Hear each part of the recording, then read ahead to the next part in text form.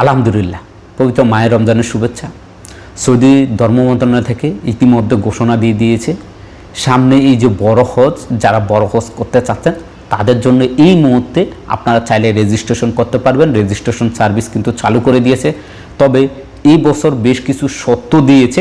শর্তগুলো যদি প্রথমেই বলি, আপনারা যারা রেজিস্ট্রেশন করবেন, রেজিস্ট্রেশন করার সময় আপনাকে অবশ্যই আপনার যে ব্যাঙ্ক অ্যাকাউন্ট আছে সেই ব্যাঙ্ক অ্যাকাউন্টের যে আইবিএন নাম্বার আছে সেটা দিয়ে আপনাকে রেজিস্ট্রেশন কমপ্লিট করতে হবে। যদি আপনি ব্যাংকের কোনো ডকুমেন্ট অর্থাৎ ব্যাংকের যে অ্যাকাউন্ট নাম্বার সেগুলো আপনি না দেন, সেক্ষেত্রে আপনি রেজিস্ট্রেশন করতে পারবেন না।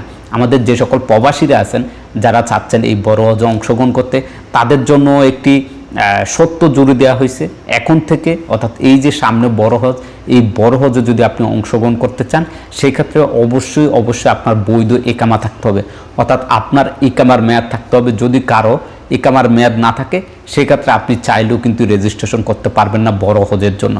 যদি আপনি বড় হজ করতে চান তাহলে অবশ্যই আপনার ইকামার মেয়াদ থাকতে হবে এক, দ্বিতীয়ত হচ্ছে আপনার ব্যাংকের অ্যাকাউন্ট থাকতে হবে, এবং এই যে রেজিস্ট্রেশন করার পর পরবর্তীতে ধাপ হবে গিয়ে পেমেন্ট অপশন।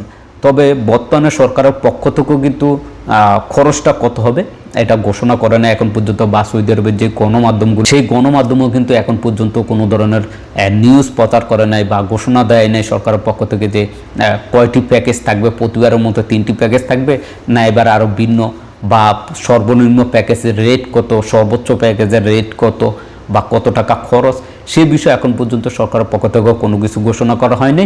যদি ঘোষণা করে তাহলে অবশ্যই আমরা আপনাদেরকে জানাবো।